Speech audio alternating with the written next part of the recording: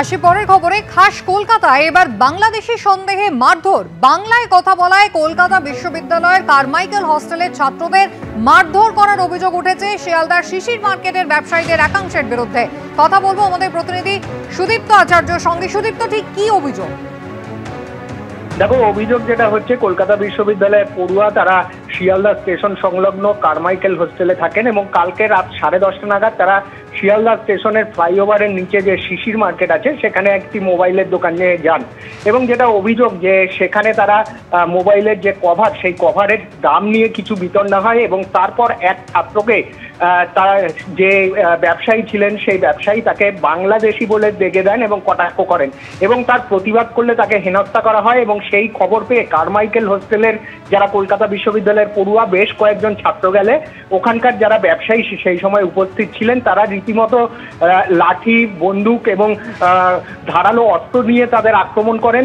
এইরকম অভিযোগ করা হচ্ছে ছাত্রদের তরফ থেকে এবং এই ঘটনায় অন্ততপক্ষে 10 জন আহত হয়েছেন এরকম বলা হচ্ছে এবং দুজনের আঘাত কিন্তু গুরুতর এবং তারপর তাদের কলকাতা মেডিকেল কলেজ হাসপাতালে চিকিৎসার জন্য নিয়ে যাওয়া হয় এবং তারপর রাতেই কিন্তু কারমাইকেল হোস্টেলের যারা কলকাতা বিশ্ববিদ্যালয়ের পড়ুয়া তাদের একাংশ মুচিপাড়া থানায় যান এবং সেখানে রীতিমতো বিক্ষোভ তারা দেখাতে থাকেন এবং এই যে গতকালের ঘটনা, সেই গতকালের ঘটনা নিয়ে কিন্তু তারা ওখানে লিখিত অভিযোগ দায়ের করেছেন এবং অবিলম্বে যাতে যে সমস্ত ব্যবসায়ীরা, যেটা অভিযোগ করা হচ্ছে যে তাদের বাংলা ভাষায় কথা বলার জন্য তাদের বাংলাদেশি বলে সন্দেহ করা হয় এবং তাদের মারধর করা হয়, এই ঘটনায় যে সমস্ত ব্যবসায়ী জড়িত তাদের যাতে অবিলম্বে গ্রেপ্তার করা হয়, এটাই কিন্তু কলকাতা বিশ্ববিদ্যালয়ের ছাত্রদের তরফ থেকে দাবি করা হচ্ছে। সুদীপ্ত, ধন্যবাদ। বাংলাদেশি বলবো, কি করবি তুই, কি করার আছে কর। এখন আমি এসেছি, হ্যাঁ, হিন্দি ভাষাতে এটা বলছে এবং বলছে যে বাংলাদেশি বলবো, কি বলছি। তারপরে আমার কাছ থেকে ওদেরকে মারলো, তারপর আমার সামনে দিয়ে, তারপর আমার কাছ থেকে মোবাইলটাকে কেড়ে নিল, কেড়ে নিয়ে জোর জবরদস্তি আমার জামা কাপড় সব ছিঁড়ে দিল পিছন দিয়ে। ছিঁড়ে দেওয়ার পরে আমাকে বললো যে যা ভিডিওটা ডিলিট কর। 2 জায়গা থেকে ভিডিও ডিলিট করলো। তারপরে আমাদেরকে ফের মারতে আসছিলো। আমাদের একটা ছেলেকে ওরা আটকে রেখেছিলো, তারপরে ওকে আবার ছেড়ে দিল কিছুক্ষণ পরে পুলিশ যাওয়ার পরে। তারপরে আমরা এখন এই পরিস্থিতি, হ্যাঁ, পুলিশ একদম শেষে গিয়েছিল, একদম শেষে পুলিশ গিয়েছিল। ওরা কাউকে ধরেনি, ওরা পালিয়ে গিয়েছিল। তারপরে আমাদের ছেলেটাকে পুলিশ উদ্ধার করলো, উদ্ধার করে এখন তার ট্রিটমেন্ট হচ্ছে ভিতরে। আমাকে আমার পেটে মেরেছে, আমার মুখে মেরেছে, আমার ফোন ছিনিয়ে নিয়েছিল। কলকাতা বিশ্ববিদ্যালয় কারমাইকেল হোস্টেল থেকে আমরা গেছি। ওখানে যাওয়ার পর আমরা বললাম যে দাদা, আমরা 4 জন গেছি। আমরা বললাম যে দাদা কেন বলেছেন এরকম, গালফাল কেন দিয়েছেন? তখন ওনারা বলছেন কে গাল দিয়েছে, আমরা দিইনি, যে যাকে দিয়েছিল সে ওখানে ছিল, দেওয়া হয়েছে। ওরা তখন ওখানে লোক ডাকলো। আমরা বললাম যে আপনি হিন্দিতে কথা বলছেন, আমরা বুঝতে পারছি না, বাংলায় বলুন আপনি।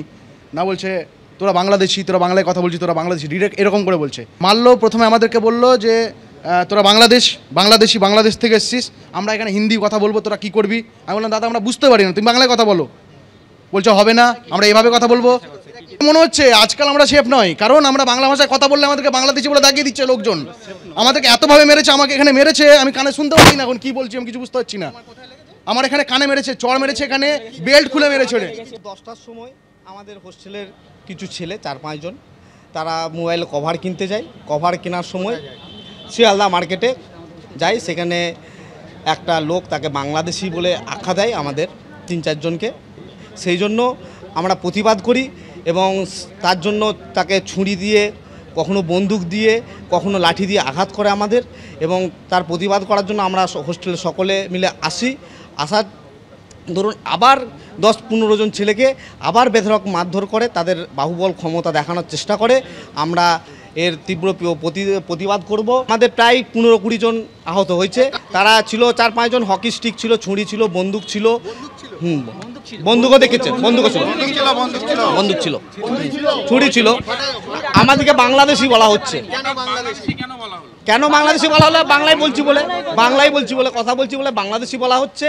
এবং আপনি বাংলা ভাষায় কলকাতা শহরে, এটা হ্যাঁ, কলকাতা শহরে এরকম বাংলাদেশি বলা হচ্ছে।